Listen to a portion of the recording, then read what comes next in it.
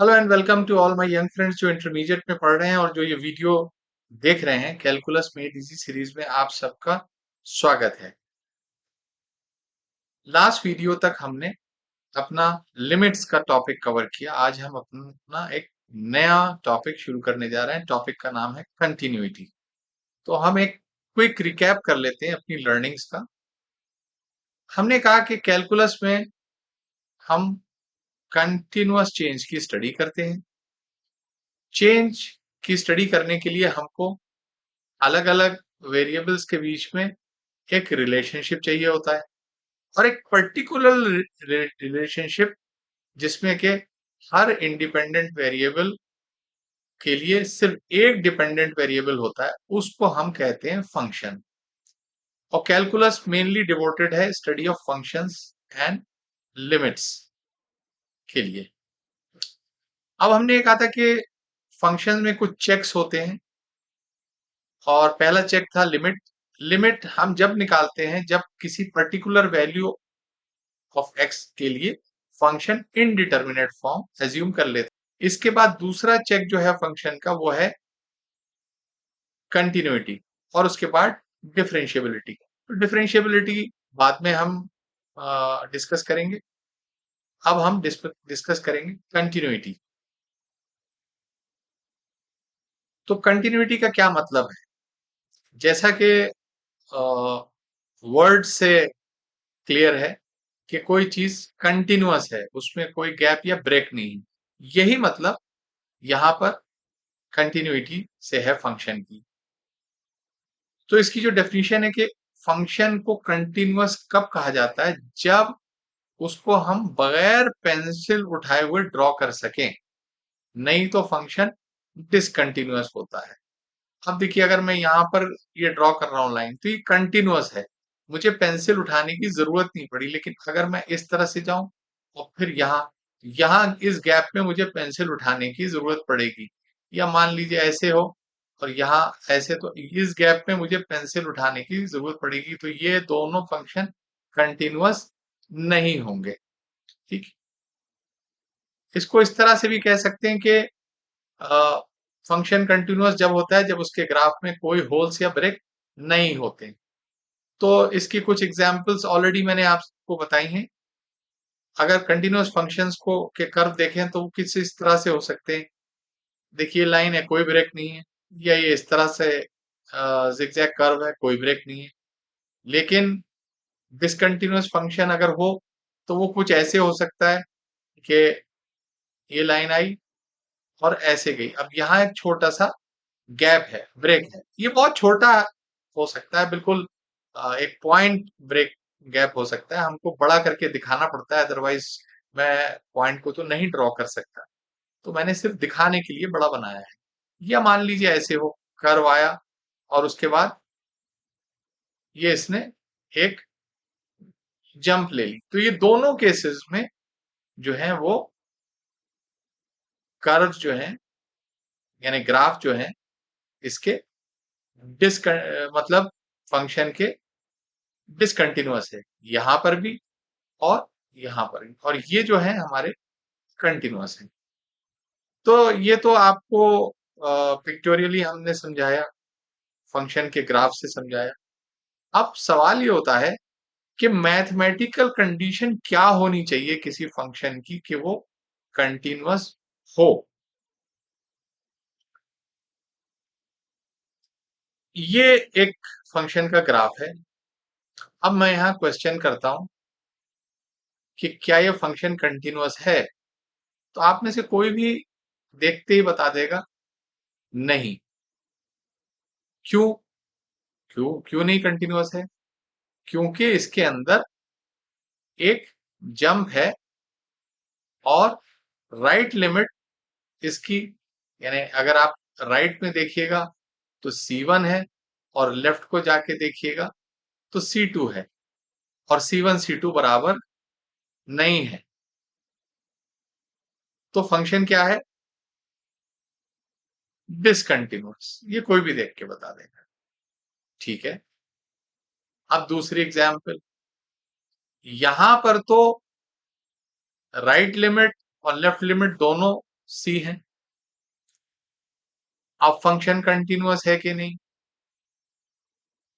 अब मैं सवाल पूछता हूं कि क्या अब फंक्शन कंटिन्यूअस है?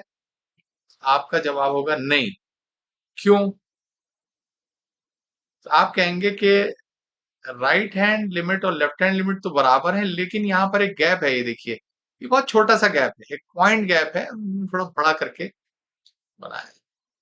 तो फंक्शन डिसकंटिन्यूअस है। ठीक है।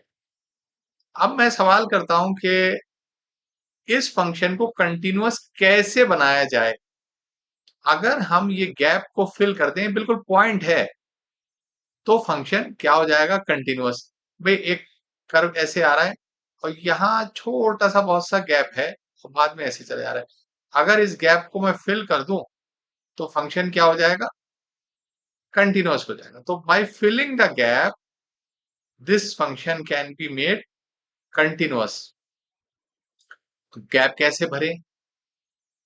इसका मतलब ये है कि अगर राइट हैंड लिमिट और लेफ्ट हैंड लिमिट दोनों की वैल्यू एक है और वही वैल्यू फंक्शन की इस पॉइंट ए पर है, देखिए ये फंक्शन ए पर एक गैप है तो डिफाइंड नहीं है, तो वही वैल्यू यानी जो राइट हैंड लिमिट की और लेफ्ट हैंड लिमिट दोनों की वैल्यू सी है, वही वैल्यू आप देखिए इस फंक्शन की हो जाए तो ये गैप फिल हो जाएगा।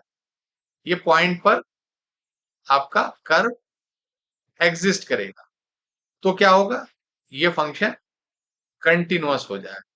तो फंक्शन कंटिन्यूअस हो जाएगा अगर राइट हैंड लिमिट और लेफ्ट हैंड लिमिट की जो वैल्यू है वही फंक्शन की वैल्यू यहां पर आ जाए ए पर, यानी ए के राइट की जो लिमिट है और ए के लेफ्ट की लिमिट, वही वैल्यू फंक्शन की ए पर हो जाए, यानी ये भी सी हो जाए, तो ये गैप फिल हो जाए, तो फंक्शन क्या हो जाएगा? कंटिन्यूअस। इसका मतलब यह है कि किसी भी फंक्शन को कंटिन्यूअस होने के लिए कोई फंक्शन है एफ एक्स, वो एक पॉइंट ए पर x is equal to a पर कंटिन्यूअस कब होगा? सबसे पहले एफ एक्स को डिफाइंड होना चाहिए ए पर। अभी हमने देखा कि वो डिफाइंड नहीं था, ये गैप था, उसके बाद आगे गया। ये मान लीजिए पॉइंट था हमारा एक्स इज इक्वल टू ए, तो डिफाइंड ही नहीं था। तो सबसे पहले फंक्शन को ए पर डिफाइंड होना चाहिए, उसके बाद लिमिट एग्जिस्ट करना चाहिए, यानी लेफ्ट लिमिट और राइट लिमिट दोनों एग्जिस्ट करना चाहिए।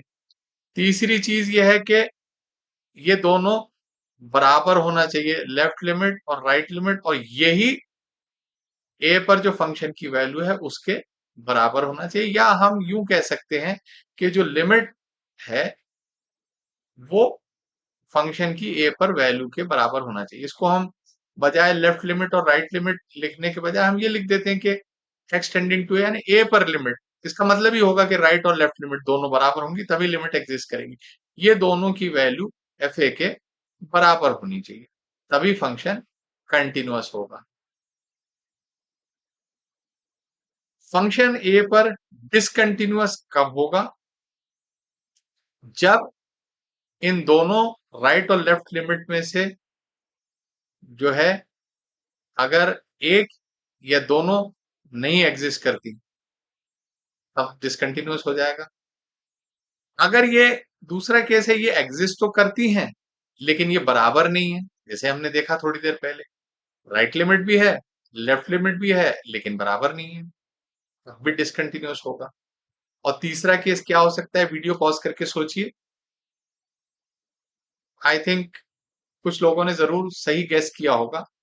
ये दोनों लिमिट राइट और लेफ्ट लिमिट जो है इनकी वैल्यू अगर एफ ए के बराबर नहीं है तब भी फंक्शन डिसकंटिन्यूअस होगा। ठीक। अब कंटिन्यूटी की एक थ्योरम है, वो ये है कि अगर दो फंक्शन है एफ एक्स और जी एक्स, ये दो फंक्शन है, कंटिन्यूअस फंक्शन है, कहां पर? X is equal to a पर। अगर ये दोनों function x is equal to a पर कंटिन्यूअस है तो नीचे दिए गए फंक्शन जो हम डिस्कस करने जा रहे हैं वो भी ए पर कंटिन्यूअस होंगे। कौन से? एफ एक्स प्लस जी एक्स एफ एक्स माइनस जी एक्स, एफ एक्स इंटू जी एक्स, सम कांस्टेंट सी इंटू एफ एक्स, कोई भी कांस्टेंट सी से आप मल्टीप्लाई कर दीजिए वो, और एफ एक्स अपॉन जी एक्स भी। बस इसके अंदर एक कंडीशन है कि ये जीरो नहीं होना चाहिए, बस ये कंडीशन है। तो ये थ्योरम कहती है कि दो फंक्शन अगर किसी पॉइंट पर कंटिन्यूअस है, उनका सम, उनका डिफरेंस, उनका प्रोडक्ट, उनमें से किसी को किसी कांस्टेंट से मल्टीप्लाई किया जाए, या उनका कोशेंट, प्रोवाइडेड डिनोमिनेटर जीरो ना हो, यानी एफ एक्स अपॉन जी एक्स या जी एक्स अपॉन एफ एक्स, लेकिन ये जीरो नहीं होना चाहिए, ये जीरो नहीं होना चाहिए ए पर, ठीक है, जिस पॉइंट पर। तो ये थ्योरम है, इसमें और ज्यादा एक्सप्लेनेशन की मुझे नहीं लगता है कोई जरूरत है। तो चलिए हम एक एग्जाम्पल एक दो लेते हैं जिससे कि हमारा आइडिया और क्लियर हो जाए। अब यहां कहा जा रहा है कि एक फंक्शन है f x is equal to 2x plus 1, इसकी continuity x is equal to 0 पर निकालिए। एक तो कंटिन्यूटी आप इसका ग्राफ ड्रॉ करके भी निकाल सकते हैं, और एक आप इसको जो अभी हमने मेथड्स डिस्कस करे उस तरह से भी निकाल सकते हैं। क्या? राइट लिमिट निकालिए, लेफ्ट लिमिट निकालिए, और उस पॉइंट पर वैल्यू निकालिए। तीनों अगर बराबर होंगी तो फंक्शन कंटिन्यूअस होगा।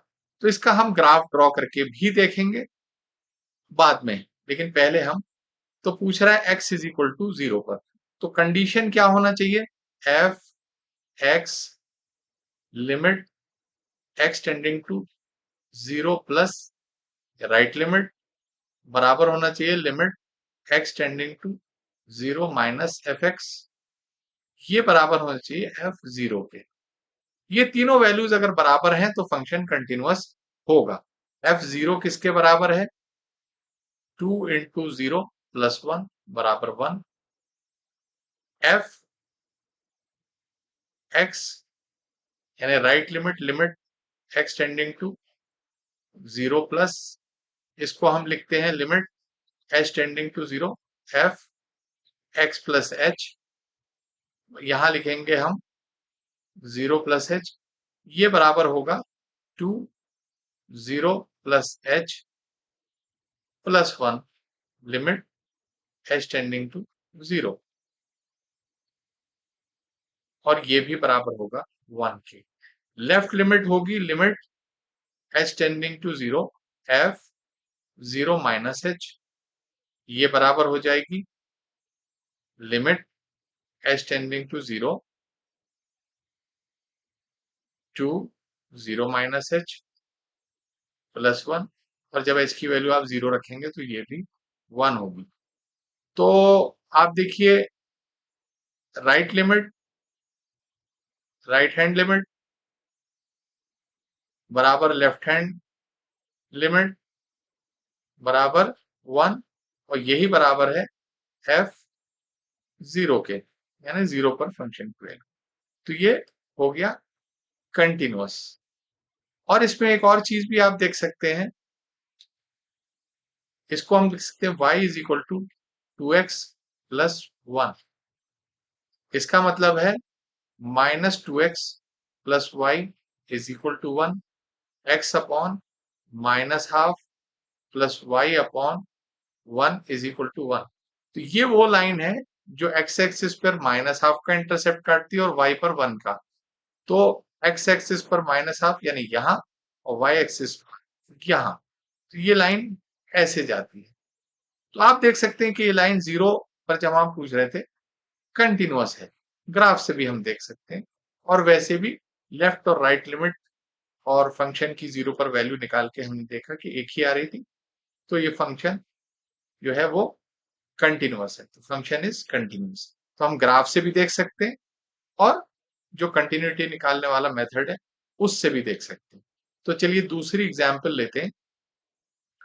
तो यहाँ f x defines line without any break, तो ये जो है इस लाइन में कोई ब्रेक नहीं है, तो it is continuous at x is equal to 0।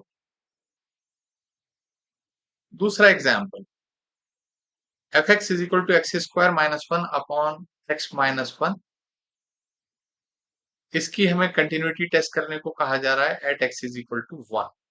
तो हम क्या करेंगे, राइट हैंड लिमिट निकालेंगे, आर एच एल बराबर होगी limit h tending to 0 f 1 plus h, ये बराबर होगी limit h tending to 0 1 plus h का whole square minus 1 upon 1 plus h minus 1, और ये बराबर हो जाएगी लिमिट एच टेंडिंग टू 0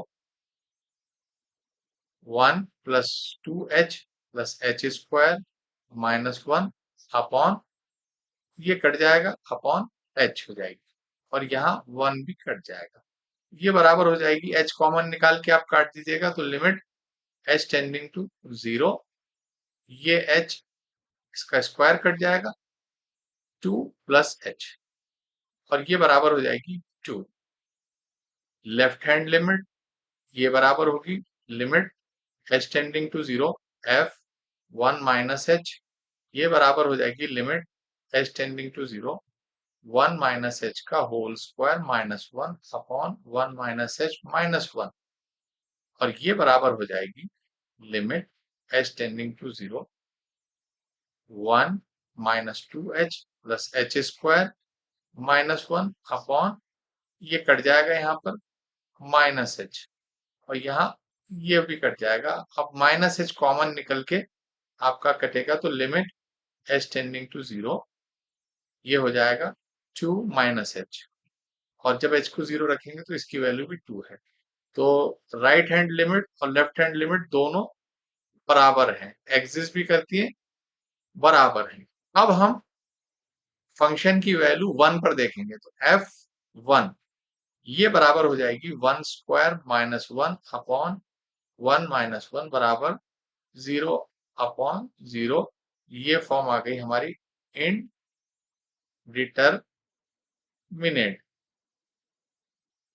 इस 1 पर इसकी वैल्यू अनडिफाइंड है, तो राइट हैंड लिमिट और लेफ्ट हैंड लिमिट तो बराबर है, लेकिन ये f1 के बराबर नहीं है क्योंकि वो तो इनडिटरमिनेट है। तो फंक्शन जो है वो क्या है, function is discontinuous, function is dish,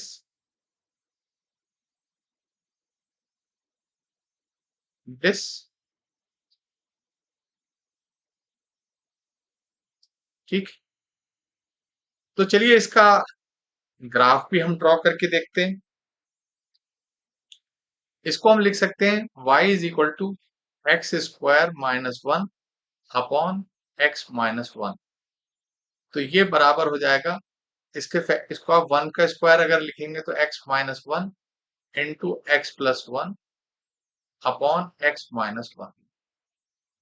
तो अगर x 1 के बराबर नहीं है तो आप इसे काट सकते हैं, नहीं तो ये 0 अपॉन 0 जाएगा, ऊपर नीचे आप नहीं काट सकते इसे।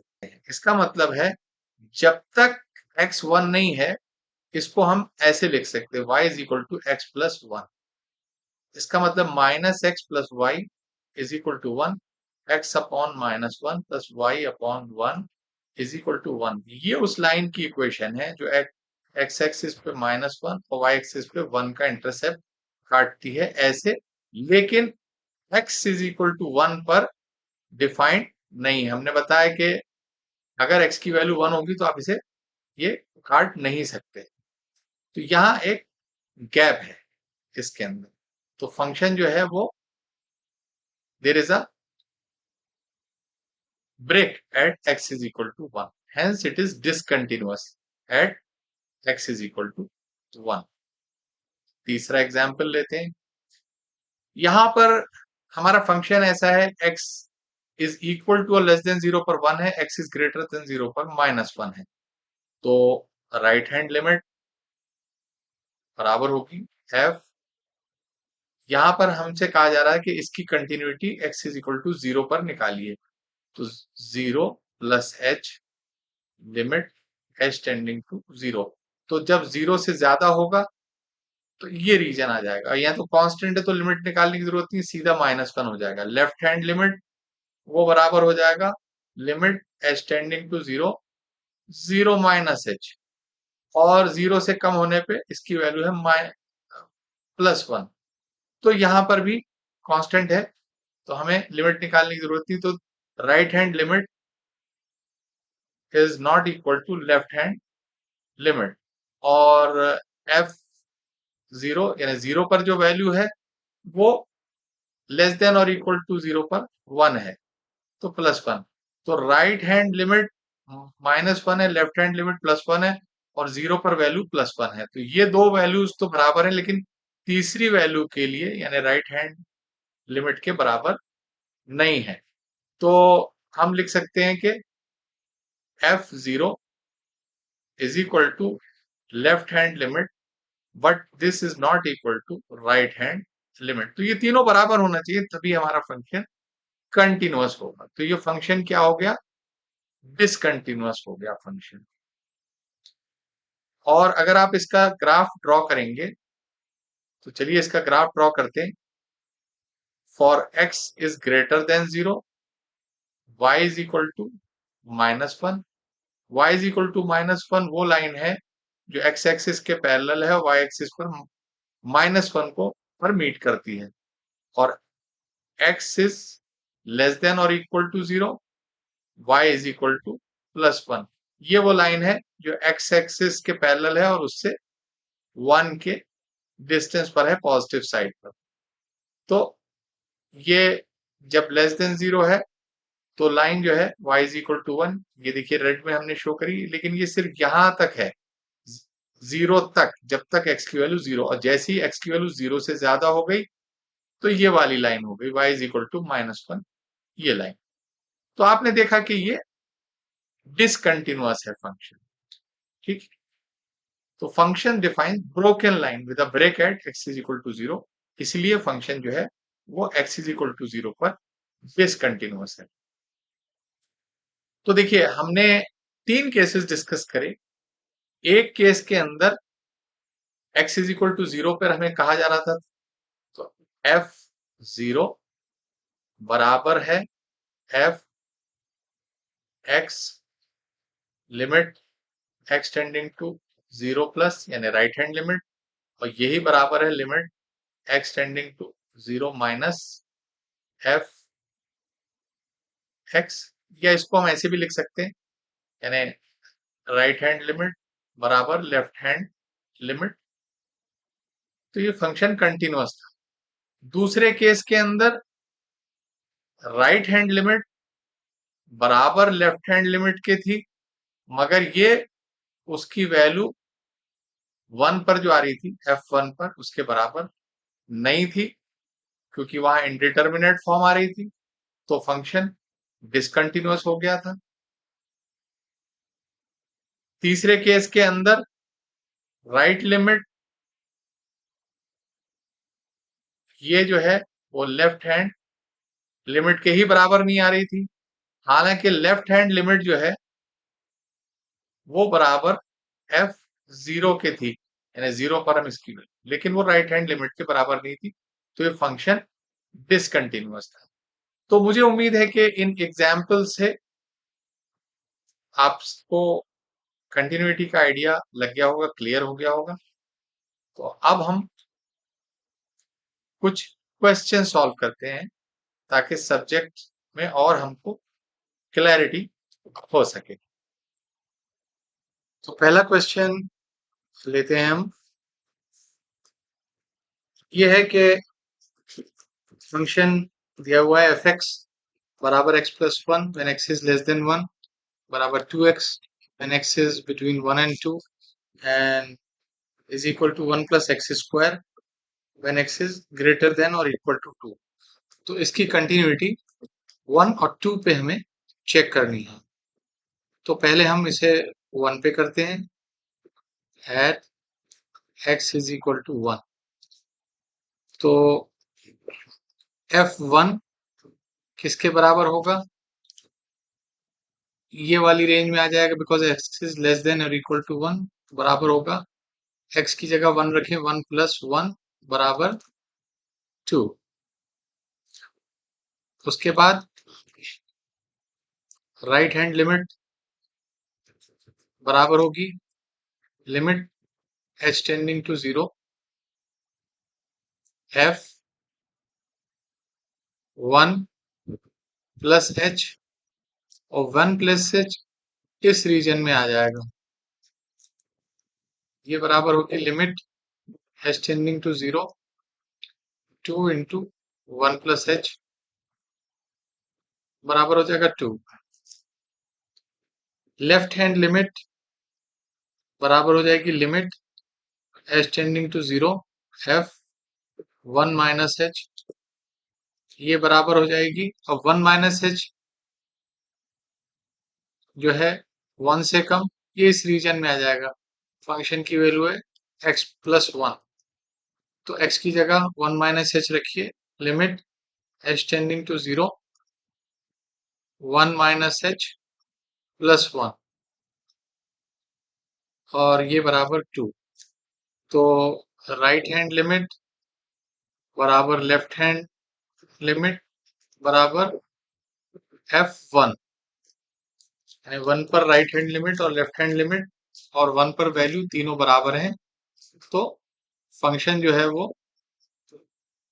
Continuous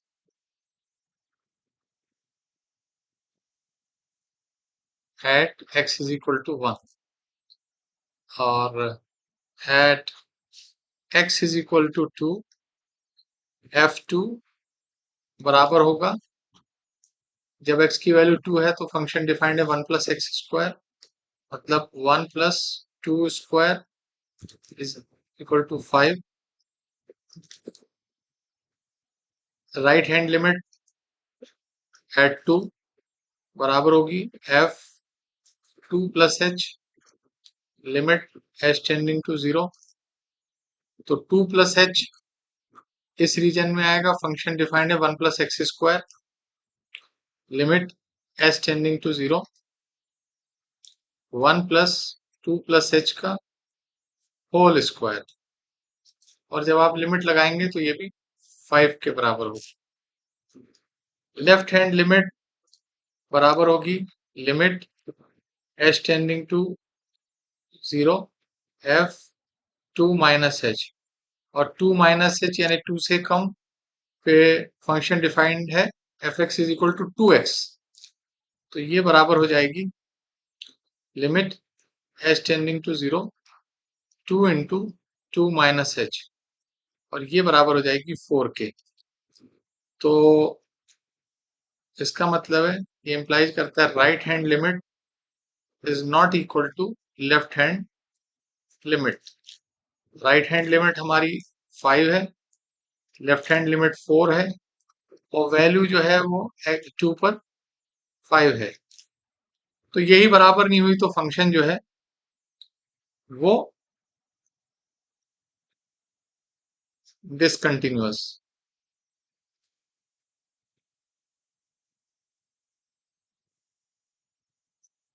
at x is equal to 2। हालांकि राइट हैंड लिमिट जो है 5 है और 2 पर वैल्यू भी 5 है, लेकिन चूंकि वो लेफ्ट हैंड लिमिट के बराबर नहीं है तो फंक्शन डिसकंटिन्यूअस है। देखते हैं इसका क्या जवाब है। Continuous at x is equal to 1, ये हमारा जवाब है। Discontinuous at x is equal to 2। दूसरा सवाल करते हैं। यहाँ पूछा जा रहा है कि k की किस वैल्यू के लिए फंक्शन कंटिन्यूअस होगा।